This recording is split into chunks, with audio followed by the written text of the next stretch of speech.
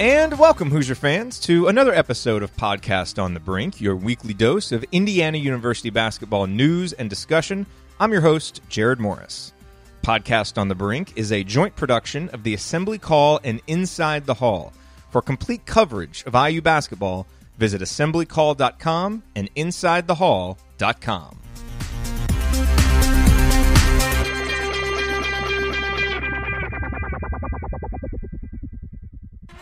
Hi fans, this is Don Fisher, the radio voice of the Indiana Hoosiers.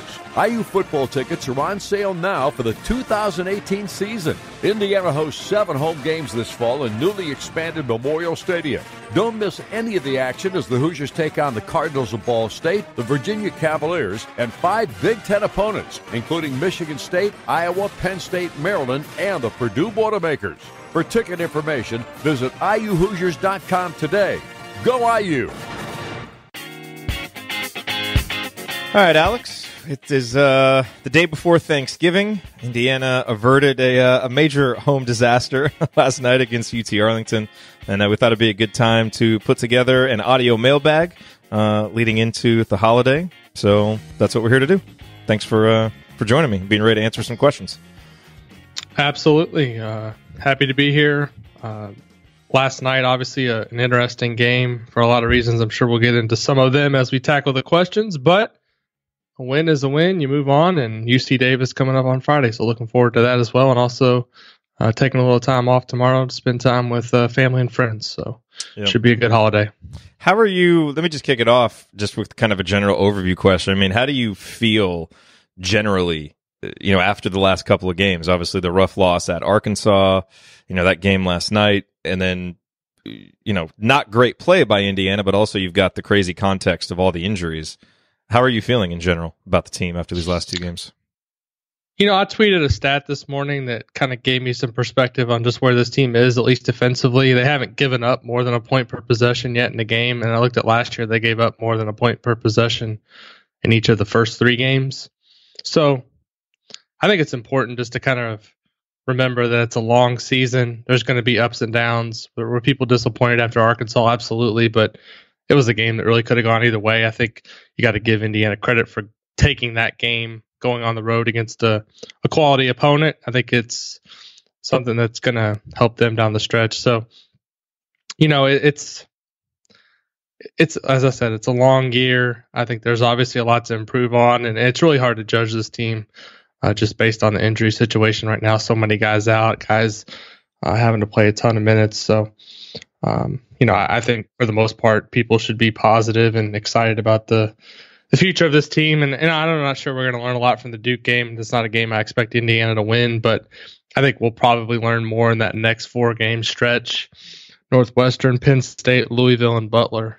I think will tell us a lot. Forget about winning the Duke game. I just want to field a complete team for 40 minutes in the Duke game. I mean, given the way that these injuries have happened, have you ever seen anything like this? In such a short period of time? No, I was trying to think about that. No, I haven't. I guess the silver lining is you're getting the freshmen a lot of experience, particularly Finney and Anderson. Yeah, that could pay dividends, but they do need to get healthy. Not so much maybe for next week against Duke, but that 4-game stretch I mentioned, I think they definitely need Green and McRoberts available for those games if they're gonna be able to do something like 3-1 or 4-0 in that stretch. Yeah, I agree. All right, well, we've got some questions submitted by folks from the Inside the Hall Premium Forum. And if you're not a member of the Inside the Hall Premium Forum, you definitely should check that out. Or if you are a member, or maybe an Indiana fan and you want to get them a cool Christmas gift, forum membership, pretty good Christmas gift. Forum.insidethehall.com is the URL, right, Alex? Absolutely. Yeah, so consider that. All right, let's get into some of these questions. This first question is from Waffy82 from the Premium Forum. Hey guys, it's Waffy82 from the Premium Forum. My question is, I'm a little concerned about Justin Smith. Are you guys concerned about Justin Smith? Thanks. Love your show. Talk to you later. Bye. Yeah, this is a big topic of conversation right now after Justin was benched for most of the second half against Arkansas and had played a lot of minutes against UT Arlington, but had a lot of turnovers. Alex, this is a guy that was kind of pinpointed by a lot of people to be a breakout candidate for this year, and we certainly haven't seen that. In some instances, it kind of feels like he's kind of had a backslide to start this season. What is your level of concern right now with Indiana sophomore?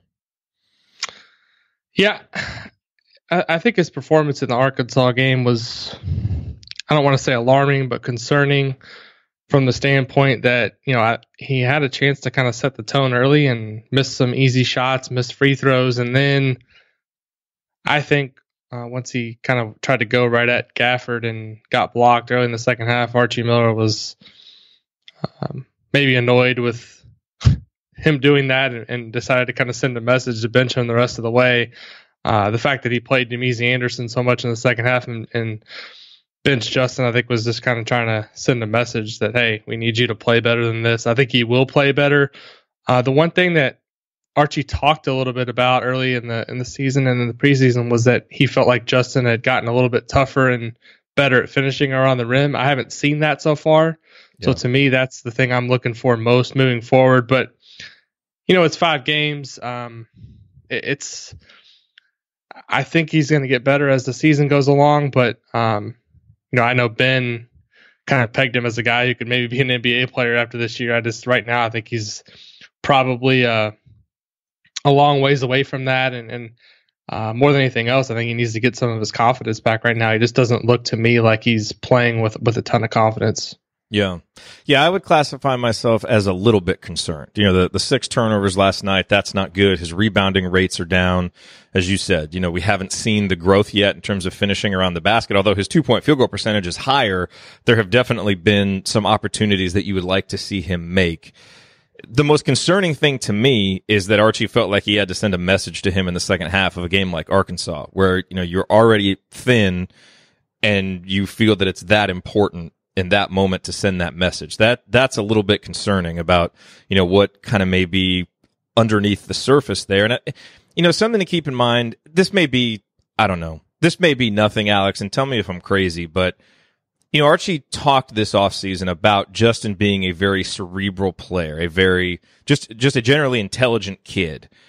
And I think sometimes when you are like that and you do, kind of think through things a lot, you can let your mind get in the way during a performance, sports, otherwise. I mean, it can happen when you're hosting a podcast, and it can lead to mistakes like turnovers and even to kind of the appearance of not going hard because your mind is kind of preventing your body from being fully unleashed and playing on instinct because you're just thinking about things too much. And maybe you're in your own head because you don't have that level of confidence because you're kind of analyzing and you're remembering your mistakes, to your point about his confidence. And so, I think we could be seeing some of that with Justin right now. Maybe a guy who was pressing early to live up to some of that hype and it hasn't happened and he's overthinking it and some of those things coming in. And it could just be, based on what we know of him now through 1 season and 5 games, that some inconsistencies based on that, just based on, that mental part of the game. It just may be part of his DNA as a player right now and something that he's going to have to work through. So, I don't know that. Again, correct me if I'm wrong, and maybe that's kind of a crazy thing to think, but just based on some of the things Archie has said about him, I just wonder if sometimes his mind gets in the way a little bit too much from letting his instincts just take over out there on the court. Yeah, the interesting thing I think with a lot of guys is just how important the mental part of the game is. Coaches talk about it, players talk about being engaged mentally and having that part of, yourself together. I think a lot of times when guys make mistakes, they compound it by overthinking situations. I think this kind of plays into a little bit about what you were talking about, but a lot of times to get out of a rut, you just have to just play through it and not worry about making mistakes. And right now, Justin's obviously struggling with some turnovers and maybe overthinking things too much, but I think mentally he's got to just kind of lock in and be confident in himself and be able to kind of push through this because, every player is going to go through ups and downs in a season. Hopefully for him, he's going through it now early in the season so that later in the year he's able to kind of be one of IU's more important, better players on the roster. But, I think, you hear professional athletes talk about it all the time. You hear coaches talk about it. They put different percentages on it. But, at this level, a lot of the game is mental. And sometimes you just have to stop overthinking things and stop trying to play, being worried about making mistakes, and just go off your feel and let your instincts take over. And I think sometimes when you do that, that's when you're able to kind of play your best. Yep. Well, here's something that you definitely shouldn't overthink, and that is going to homefieldapparel.com, especially as we move closer to Christmas and you need to do some Christmas shopping. That's a place that you should go. And this week's edition of Podcast on the Brink is brought to you by Homefield. And if you go to their website, homefieldapparel.com, you will find the comfiest and most unique licensed IU apparel that is available anywhere. Homefield Apparel was started by an IU grad, and all of the apparel is designed and printed out of Indianapolis. And this holiday season, you can find the perfect holiday gift for the IU fan in your life with the premium IU apparel from Homefield. And if I might offer a recommendation, I would say check out Homefield's Tri-Blend Fleece IU hoodies and crew necks. They feature vintage designs from IU's storied history. I ordered one earlier this week. It came in. You might have seen I tweeted a picture and put on Instagram a picture of me wearing this hoodie. It's got the old school Bison logo. I love it. I am not afraid to admit that I wore it the first 2 days that I got it. One of the benefits of working from home, but it's incredibly comfortable. I really, really like it. And so that's what I would recommend, but they've got a lot of other really cool stuff there. So go check it out, homefieldapparel.com. The cutoff for guaranteed Christmas delivery is December 19th, so be sure to get your order in before then. And don't forget to use the promo code BRINK, B-R-I-N-K, at checkout for 15% off your first order at homefieldapparel.com. Homefield, wear one for the team. Okay, let's go to our next question here, Alex. And this one's from Tom. Hey, Jerod and Alex. This is Tom Jordan from the Premium Forum TJ21. Just wanted to see what you guys make of the fact that Forrester and Moore, when we're down to 6 healthy players, 5 healthy players actually towards the end of the game, neither one got on the floor. What do you make of that?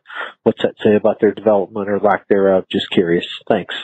If you didn't catch that, he was referring to Jake Forrester and Clifton Moore, who didn't play in the UT Arlington game, despite Indiana only having basically 5 guys at the end of that game. What did that tell you, Alex? It tells me that neither guy's in the rotation right now, other than basically mop-up duty. There was a couple of people on the forum that said, I can't believe nobody asked about that last night, but I don't know that we were going to get an answer other than I played the guys who deserve to play and who earned the chance to play. It's an interesting thing that you would play some of those guys, 36, 39 minutes a game when you have 2 scholarship players available on the bench. But it just kind of tells me that, one, the matchup maybe wasn't great with the lack of size on the floor for UT Arlington. They were kind of getting their hands on a lot of balls around the basket, and guys were bringing the ball down and getting it stripped. I don't necessarily think that would have been a great situation to put in Moore or Forrester. And it just kind of tells me that neither guy's ready to play. Other than that, I don't think there's any big conspiracy thing or anything's wrong with either guy. I just think there's not the confidence to put them in a tight spot. Yeah, I think that's pretty straightforward. And I think especially last night, the matchup wasn't great, against a guard-oriented team. It's really not conducive to what those guys do. That UTA team, they take a lot of threes. They took 29 threes and only 27 twos last night, and that's kind of what they do for the season. They've taken, 50% of their shots from three-point range. So I think defensively, which is, kind of where their strengths are right now, they would have been a little bit exposed in that environment. Still, when Evan Fitzner plays 28 minutes, it does seem telling that they're just not ready. And maybe Archie's worried about turnovers. Maybe they haven't been earning the playing time in practice, but for whatever reason, he just doesn't seem to trust them in anything other than mop-up duty. And I think that's very telling about their current spot in the pecking order, just as Clifton Moore never getting, even a minute or two against Arkansas, to try and defend Gafford, when again, we're so thin. That just tells you where those guys are, and it doesn't mean that they'll be there all season long, but certainly they're going to have to do some things in practice to earn the trust of their coach. But that one, it seems pretty clear what we learned from that situation. Yeah, I just don't. It's one of those things where I give Archie the benefit of the doubt. I feel like when people ask him questions, he's pretty straightforward and to the point. So I don't think he would say anything different than what we just said. I played the guys that we're most comfortable playing. And it was interesting that Jawan was asked kind of about the depth, and he basically said too, if we have to play 5 guys the whole game, we will. So that's kind of on those guys, in my opinion, to either raise the level of play in practice or earn the trust of the staff if they want an opportunity. I mean, if you can't get in a situation like that, that tells me that you're just not ready to play. Yep. All right, so those two questions have kind of been downers here. Let's get a little bit maybe happier of a question here. This is from Swish. Hey, Alex and Jerod, it's Swish from the Premium Forum. Love the podcast. In the spirit of the holiday, what are 3 things you believe that Indiana fans will have by season's end to be thankful for about Indiana basketball? Happy Thanksgiving, guys. What do you think, Alex? 3 things IU fans will have to be thankful for. Well, I already mentioned one of them. I think they're going to be thankful for the defense and the emphasis on defense that this coaching staff has. It's a change, obviously, from the previous regime, but I think it's going to be more conducive to long-term success, and we're already kind of seeing the seed being planted early in the season that Indiana is going to be an above average to potentially really good defensive team. So I think that's one thing. I think number 2, just the 1-2 punch of Romeo Langford and Juwan Morgan, having the opportunity to watch both guys for a full season. I think both have a chance to have All-American type seasons when it's all said and done. So I think that's definitely something that fans will have to be thankful for. And I also think hopefully the depth of this roster. We haven't seen it so far, but at the end of the year, assuming everyone, or at least mostly everyone's able to get healthy, I think it has a chance to be a real strength for this team. And some of these lumps that they're taking here early on, where guys playing a lot of minutes that maybe shouldn't be playing so much, that's going to help, I feel like, down the stretch. Maybe a game where Demezy Anderson has to come in and make a play in February or March that maybe he wouldn't have been ready for if he hadn't had these opportunities to play so much early in the season. I think we'll look back on some of these moments and say that they were valuable in terms of getting experience for the younger guys. You know, we haven't been able to see the depth in terms of, playing 10, 11 guys in a game and seeing the normal rotation. But on the other hand, we kind of have seen the depth because, given all of the injuries that this team has sustained, they went on the road at Arkansas and were within an inch of winning that game. We saw them last night, down 7 scholarship players, and you got to finish with 5 on the court, and it was still 5 guys good enough to, put away a Division I team. So on the one hand, we haven't, but on the other hand, we are kind of seeing the power of that depth, because I don't know the last time Indiana could lose 6 or 7 scholarship players, and you're still at least putting a fully competent lineup out there. It's not great. It's not what we want. And they're certainly struggling, and there's no rhythm and a lot of those things. But, they can at least be anchored around Juwan Morgan, and you got a guy like Demezy, who, even though he's so up and down and not ready to be playing this many minutes and makes bad decisions, he's still got an elite skill that you can lean on to where he can at least go get you some buckets, and kind of balance out some of his mistakes by scoring some points. So I think to a certain extent, we are seeing some of the depth, and it's what's allowing Indiana to stay alive. Now, we're going to need to get some of those guys back, as you said, for the big stretch, but it's at least nice to be able to have this many useful players on the roster to be able to handle a situation like we're in right now. No doubt. So my 3 things I think IU fans will have to be thankful for by season's end. Number 1 is the 4 years that we will have had with Juwan Morgan. And I think, his senior year, after a little bit of a slow start, he really asserted himself against UT Arlington. We saw it in the second half against Arkansas, and I think he's poised to really, start putting forth consistent performances like that as we move forward. And I think we're really going to miss his unique and versatile combination of skills, and especially his leadership once he graduates. So we need to appreciate that, and I think be thankful for that. I think the other thing Indiana fans will be thankful for is the 1 year that we had with Romeo Langford. He's got deficiencies in his game like most freshmen do, but he is, without question, one of the most compelling athletes and probably one of the most talented basketball players that has ever played at IU. And I don't think that's crazy to say, just given his athletic ability and his talent. Now, he's not, a fully formed player yet. He's still got improvements, but it's going to be fascinating to see what kind of numbers he puts up and how much he improves over the season and just how far he and Juwan together can take this team. And then I think the third thing is the presence of Rob Finney on the roster, because with Juwan and Zach gone next season and Romeo likely gone, there's going to be a huge void in leadership and playmaking. And Rob has already emerged 5 games into his freshman season as the guy who's going to assume a major role on this team in terms of leadership and making plays moving forward. He, I think it's safe to say, is going to be the anchor that this program is built around for the next 3 years. And so, while it's going to be hard to see Juwan and Romeo go, and they're going to leave huge voids, I think we're all going to be very thankful that at least now, for the first time in a while, we're going to feel really good about the point guard position, and that we can build around that position rather than having to be scrambling to figure out who's going to fill it. So I think that's the other thing that we'll be really thankful for. And hopefully we're thankful for making it back to the NCAA tournament too, but a long way to go before we can say that. All right, so we have one more audio question, but we're going to save that for the end because it's a good question to end on. We got a couple others that were just submitted inside the forum, so let's hit those real quick. This is from DMacer1227. I'm interested in talking about injury updates. I'm interested in Devonte and Zach. They're both experienced players. Is Archie playing it a little too close to the vest? If we weren't so deep, would either of those guys have played against Arkansas?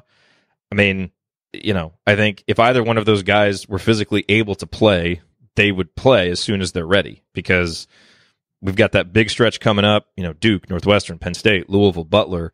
You don't just want to throw those guys in there for the first action in a while for those games. So if they could play, I think they would play. I think this is just about waiting until they're actually physically ready to go. And as soon as they are, they'll be on the court. That seems pretty much the bottom line. And we just have to wait for that to happen, Alex. Yeah. I mean, the other thing is, I think I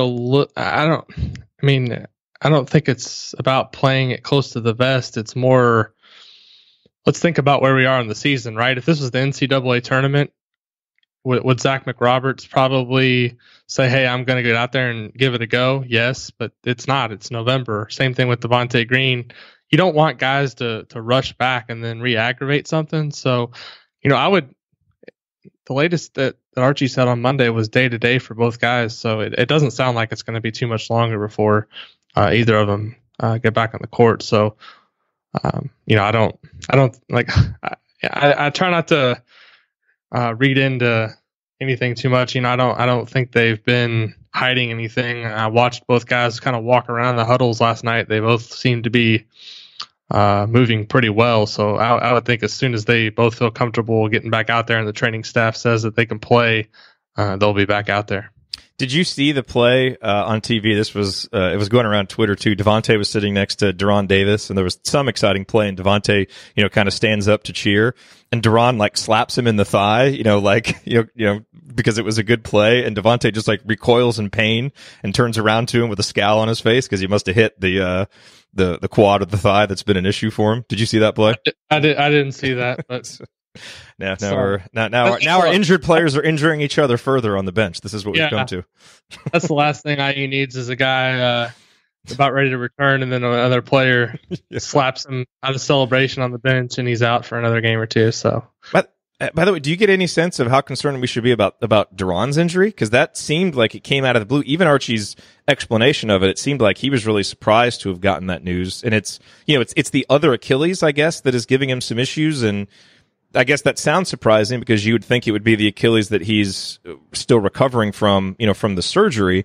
Although I guess, if he's compensating for it at all, maybe he's, putting some extra strain on the other one. But that, especially given how well he played overall in that Arkansas game, seems a little bit concerning to, now all of a sudden have him in a boot with the other Achilles. Yeah, I mean, it's described as general soreness. So I think it's something that sounds like a long-term thing, but he played 23 minutes against Arkansas. I think that's what it was. That's a lot for a guy who's coming off a serious injury this early in the season. Tough, especially one that's someone that's not in great physical shape at this point. I mean, he just hasn't had the benefit of having a full off season to get ready. So, if he has to sit out a week and then just to kind of feel better about where he is physically, I mean, I think it's the smart thing to do. It's November. I mean, I know everyone is anxious to get a full team out there, but like I said, you don't want to have guys re-aggravate an injury and make it into something more serious. So I think it's smart to be cautious at this point of the season and just try to get through as many of these games as you can and get guys healthy, and then hopefully be at full strength when the meat of the schedule gets here.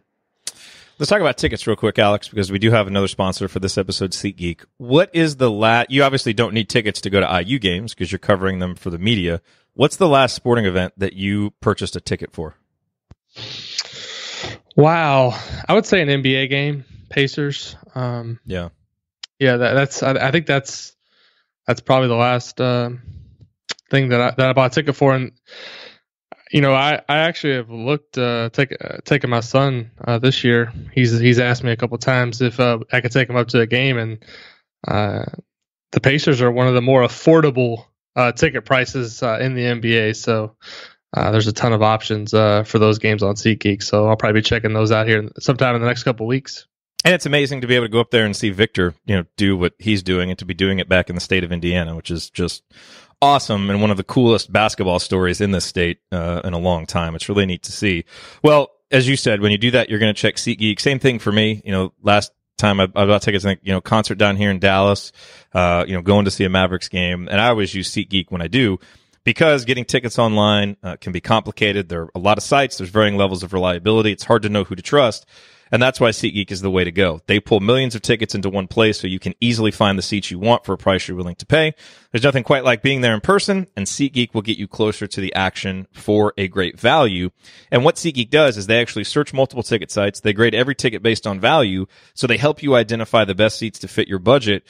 And kind of an underrated thing that they do is every purchase is fully guaranteed. So you can shop for tickets on SeatGeek with confidence. And I've had, people who listen to this show and who listen to the Assembly Call that have ordered on SeatGeek run into issues with them. And SeatGeek has always kind of figured it out and fixed the issue to their complete satisfaction. So it's kind of nice, when you're purchasing online, to know that you've got them behind you in case anything happens, which every now and then it will.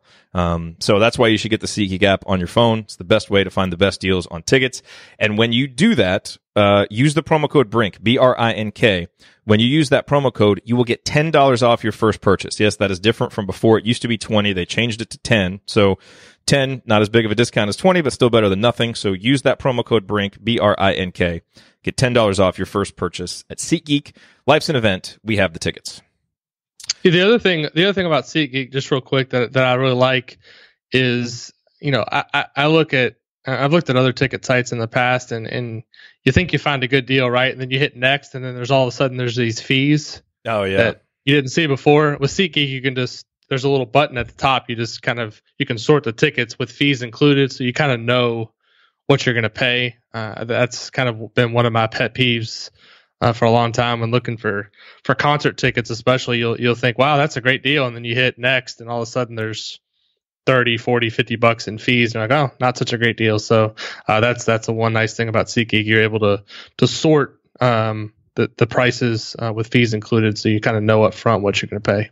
Yeah, and there are some good tickets available for UC Davis, but you might not even need a ticket. If you're just partially healthy, have some semblance of ball handling skill and any college eligibility left, just report to the basketball office, because you might actually get to play in that game. They might just give you a jersey.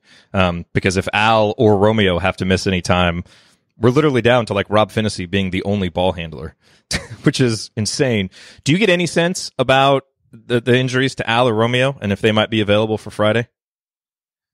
I don't know about Al. It was weird in that he took that hard fall and then he kept playing and then he went out. So I don't know if he just kind of tightened up somewhere or started having some pain, but it didn't seem like it was anything serious with him. And Romeo just took a hard shot to the nose. I don't think, unless he has maybe a head injury or something like that, which I don't think is the case, I would think he would be able to play. So we'll see. Yeah, I'm kind of interested just to see where McRoberts and Green are going to be for Friday, because I feel like Indiana really needs to get at least one of them back sooner rather than later. You don't really want your back to be next week at Duke.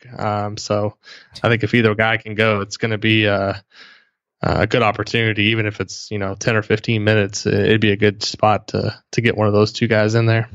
All right, this question from Fonz6887 in the Premium Forum. Do you feel the Arkansas game was a good learning experience for the freshmen, including Romeo? And do you foresee that helping us in the Big Ten when we are on the road? What do you think, Alex?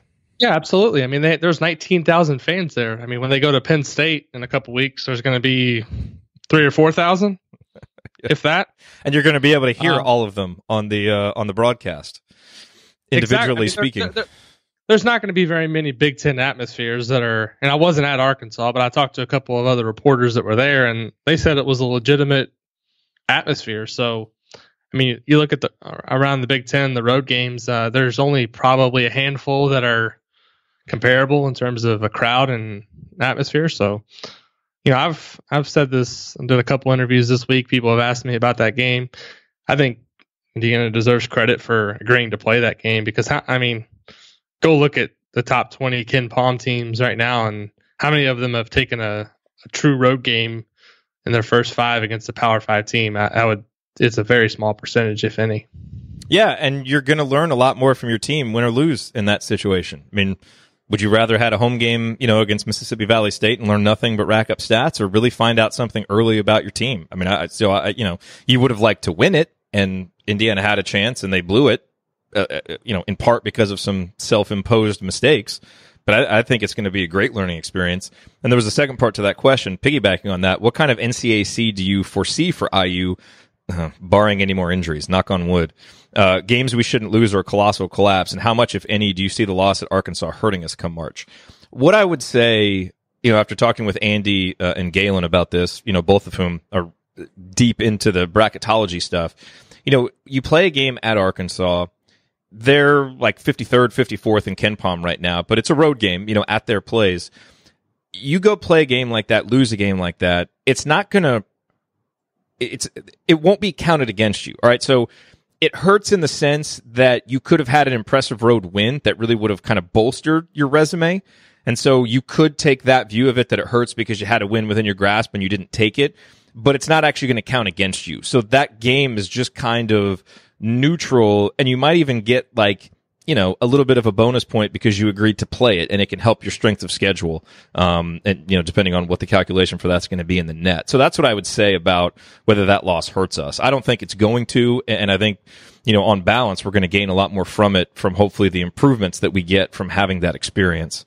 Do you see that the same way in terms of the impact of that game?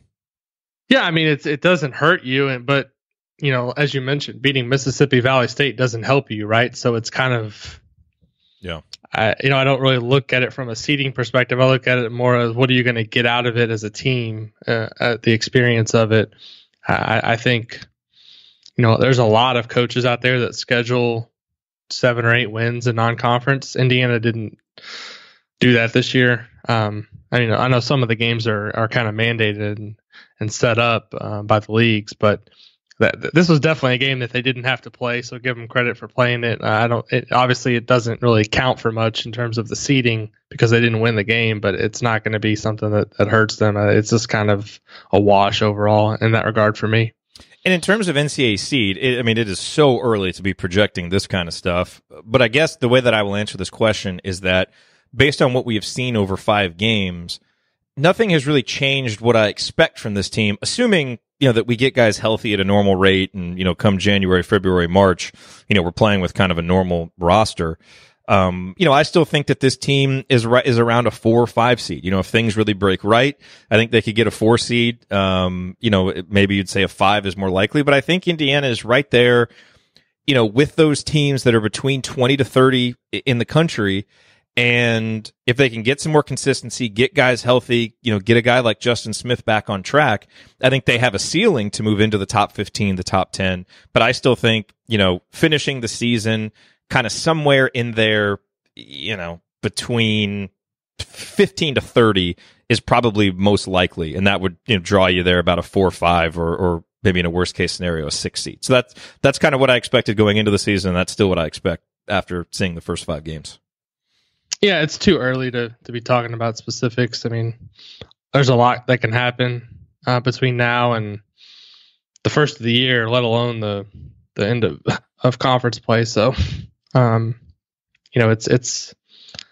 of one of those things that stays in the back of your mind, and you kind of keep tabs on, well, who is this a good win? But I just kind of try to look at the Ken Palm ratings more than anything else and see where Indiana is stacking up nationally right now and in the Big Ten. I mean, they're 19th in Ken Palm. I mean, that's pretty good. I feel like obviously those numbers are going to change and shift around as the season goes along, and they're going to take some losses. But I agree with you. Generally speaking, I would be shocked if they're anything less than a 6 or 7 seed come tournament time. All right, this question from Mark in the Premium Forum. We have 10 games before we start the brutal Big Ten road stretch. And just as a reminder, what he is referencing for the brutal Big Ten road stretch, that begins on January 6th when Indiana goes to Michigan, then goes to Maryland, then they come home to play Nebraska, and then they play at Purdue and at Northwestern. So that's within about the span of 16 days. They've got 4 road games, and all of those teams look pretty capable, especially Michigan, obviously, given how they've started. So there are 10 games before that, before we start that brutal stretch. What do you predict is our record after playing those 10 games, Alex? So it'll be Indiana will have played 14 games by that point, heading into the Michigan game. Wow. I haven't really, let's see here. I'll just go over game by game. UC Davis win, Duke loss, Northwestern win, Penn State feels like 50-50 to me. Yep. Louisville should be a win. Butler 60-40% chance to win. And then those 2 guarantee games they should win. Illinois they should win. I mean, I think they could take 2 or 3 losses still coming up before that Michigan game. So that would put them, 1, 2, 3, 4, 5, 7, 11 and 4. Does that sound? It would be 11-3. If they win 11, they'll be 11-3. They have 10 games coming up before Illinois, or including Illinois, right? 1, 2, including Illinois. 5, 6, 7, 8, 9. Okay, yeah. I think that sounds about right. 10 and you said 10 and 3? 10-4, or it would be 10-4 or 11-3. I'll go 10-4. Yeah, see, I mean, look, we all want to go beat Duke, and I think we had a lot of confidence maybe a couple of weeks ago that we could go in there and compete, given the way that things have been trending, and the questions surrounding how healthy we'll be. I'm gonna chalk that one up as a loss and hope to be surprised. And then you've got that 4-game stretch: Northwestern, Penn State, Louisville, Butler. I think conservatively, and especially if you're still dealing with injuries, you could go 2-2 there and still feel okay about it, depending on what happens. Obviously, if you go 3-1, I think you'd feel really good there, given that there's a road game in there along with a neutral court game, and all those teams are top 50 teams right now, right? Louisville's 55th. Everybody else is in the top 50. So to me, I think it's just given kind of the injuries and where we are and needing to get guys healthy, I think it's most likely that Indiana is 10-4 heading into that big road stretch. But I think if we get healthy and some things go right and, we fix the turnover issues and those kinds of things, I think we can be 11-3. And I think you'd feel really good if you're 11-3, heading into there. But if I had to, put some money on it, I would say that we'll probably be 10-4. Because I don't know if we'll lose to Penn State or Butler, but I think, I would say we'd probably lose one of those games. I don't know which one it would be, but again, I hope that I'm wrong. But that seems like the most likely thing. There's definitely a scenario where Indiana could have that 10-4 record and then lose 3 or 4 after that. So at that point, I'm sure everyone will be pressing the panic button. But then you kind of look at the schedule down the stretch, and it gets a little bit easier. But the Big Ten is not looking too bad right now. You got a ton of teams in the top 30, 35 of the Ken Palm rankings. So it's going to be a bloodbath. That's what's going to happen. Yeah. I hope it doesn't kill the league when it comes to seeding, because if there's a bunch of teams at 11-9 and 12-8 and everyone's getting a 7 or an 8 seed, that would be unfortunate. But we'll just see how it plays out. Well, I think what'll be really important to watch is, how does the Big Ten do in the Big Ten ACC Challenge coming up? Can they get a few more signature wins in the non-conference? Because if they can do that, and the league positions itself as one of the 2 or 3 best leagues, now you enter Big Ten play, and it's not quite as harmful if you're just beating up on each other, because every team is getting a lot of quality wins and you're not really taking any bad losses. So I think what'll help determine that, because I think it is going to be very muddled in the middle. I mean, Michigan seems elite right now, and maybe they'll continue to prove to be that, but it just doesn't seem like there's a whole lot of separation with the other teams. And so I think you will see some kind of bunching toward the middle. So the conference really needs to put itself in a position where everything that's done within the conference is viewed positively, not like last year where you could win 13 games like Nebraska and still not make it into the tournament. That's absurd, and that certainly won't be the case this year. Yeah, I mean, I think another thing when you kind of look at the schedule that Indiana really has to take advantage of this year is they play Rutgers twice and they play Illinois twice. They have to go 4-0 in those games. I mean, yep. Those are I mean, with how bad Illinois has looked to this point, they've got to beat them twice, and they've got to beat Rutgers twice. I mean, and then the other thing, they have single plays with Nebraska and Ohio State at home. So those are two other opportunities that they really need to take advantage of. So, I think for me, if they can win 12 or 13 Big Ten games, they're going to set themselves up for a pretty nice resume and a nice seed in the tournament. And, look, Rutgers has always kind of been seen as a guaranteed win. It certainly should be this year.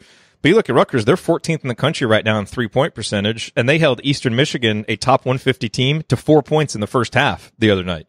So I'm not saying Rutgers is going to be good, but they're going to be more challenging. And, I mean, that's the thing. There is not going to be an easy night in Big Ten play this year. I mean, it's going to make it fun, but, man, it is going to be tough, and only the strong are going to survive. So it's going to make for a real interesting Big Ten season this year. No doubt about it. Okay, I think we have one last question. Let's see who this question is from. Here we go. Hey, Jerod, it's Bozich from the Inside the Hall Premium Forum. Long-time listener, first-time caller. What's your favorite Thanksgiving menu item? Have a great holiday. Interesting. Bozich. The voice sounds familiar, too. Never heard of him. Not sure who that could be. Favorite Thanksgiving item? I'm a big fan of so many of the traditional items, but I think the one that's kind of my go-to and the one that I'll always get seconds of and then just kind of eat on its own for leftovers is stuffing. I'm a big fan of stuffing. My mom has always, made stuffing, and she has her particular way of making it, and it's good, and I've always liked it. And then I got married, and my wife's mother makes stuffing in a totally different way. Like, she uses apples and onions, and it's a different flavor. It's a little bit of a sweeter stuffing, and it's delicious. So now I have two different stuffings that I can eat, and I always end up filling up on too much of that and not getting some of the other stuff, but I enjoy it so much that it's okay. So for me, it is stuffing, and especially because, stuffing is just something that you don't really get any other time of the year. I'll have turkey at other times and have sweet potatoes and, rolls and, all the different things that you have. But I very rarely, if ever, have stuffing outside of Thanksgiving. And so it's a very special time. I'm fortunate to have two mothers who make good stuffing, and I will eat as much of it as I possibly can while wearing my comfortable extra large tri-blend hoodie from Home Field Apparel so that I am comfortable and hiding the protruding belly that is sure to occur after eating all that stuffing. My wife is laughing at me over here. Yeah, stuffing is great. I'll say, from my perspective, the last couple of years, we always go to my wife's, either her parents or one of her aunt and uncles, and it's a large gathering, 20, 25 people. We're all crammed in there, and we're all cramming our plates as full as possible. But her uncle, the last couple of years, he has one of those, I think it's called a green egg or whatever, grills. Yeah. He's been putting turkey on there, like kind of cooking it at kind of a lower temperature, I guess, for a long period of time. And it's something now where I'm texting him a couple days before. Are you doing it again this year? Because it's so good. Yeah. And yeah, I agree with you. The stuffing is great. The thing that it always gets me is I'll cram a plate, and then I'll kind of get to the end of the line, because it's kind of like, you kind of go around the table, right? Everything's kind of sitting out. Yeah. And I'm like, man, I have no room for this. Like there's like 2 or 3 things here that I really wanted to get, and no room on the plate. And then I sit down to eat everything, and I'm just like, now I just want to go to sleep. I don't have the energy to get back up. And it's one of the meals I'd say I look forward to the most every year. It's not only a great time with family and friends just to spend time together, but the food is just, especially since I don't have to cook or contribute anything, I just show up, right, and I just eat, and then I just sit there. So it's great. Yeah. Yeah, that's not the case. I got later on tonight, I got to make a broccoli casserole, making some sweet potatoes, going to make some stuffing. So my wife and I, we're going to be doing some work tonight to contribute some to it. Let me ask you this. Do you eat everything separately? Because one thing I do like to do is take, like the rolls, and then make like a Thanksgiving sandwich with turkey, some cranberry sauce, some stuffing, and maybe even a little potato on there. And it's just this heaping mound of Thanksgiving goodness, like all in one bite. And that is awesome too. So I would say that would be my other answer, is like putting it all together into this glorious Thanksgiving sandwich.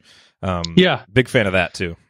See, when I was a kid, I used to be like real particular about how I laid my plate out. Like I wouldn't want the gravy to kind of spill over into the other items. Like I would want everything separated. Now I'm just like, just get everything on there that you can. And if things kind of spill over to another, you know what? If you get a bite of corn, green beans, and stuffing together, just pick it up and shovel it in. It's all going in the same place, right? So that's right.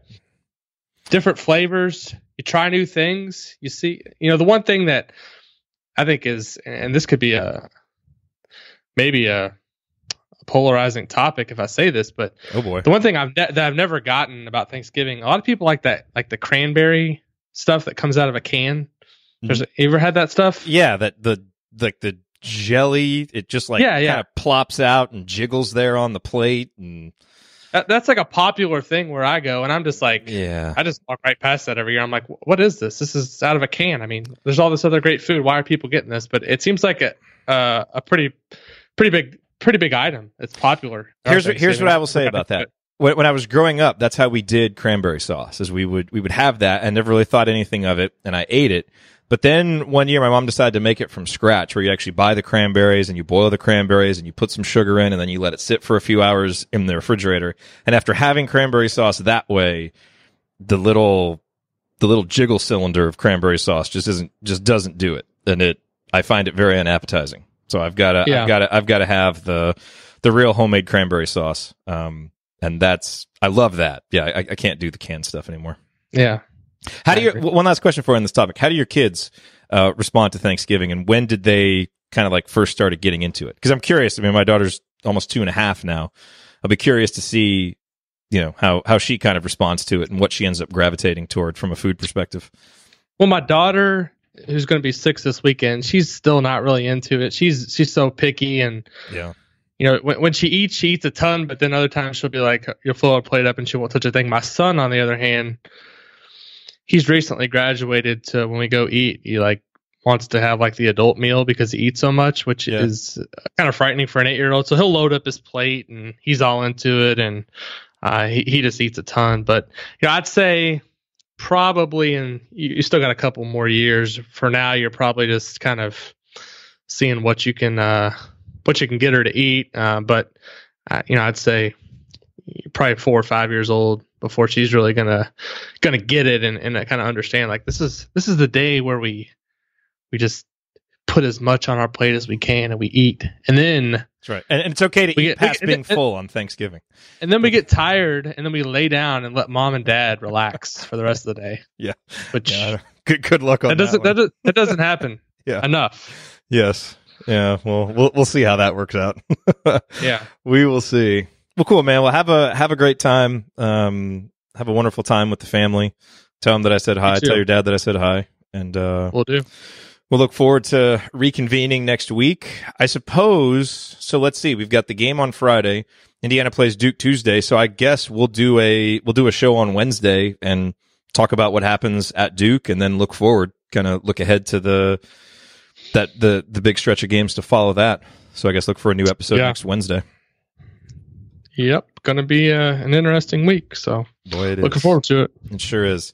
Well, happy Thanksgiving to you listening. We really appreciate all the support that you give to the show, and we hope you have a great time, a great day, a great weekend with your family, and we look forward to reconvening with you next Wednesday, certainly to talk about a win over UC Davis, a team that's not very good, that Indiana should be able to beat even shorthanded.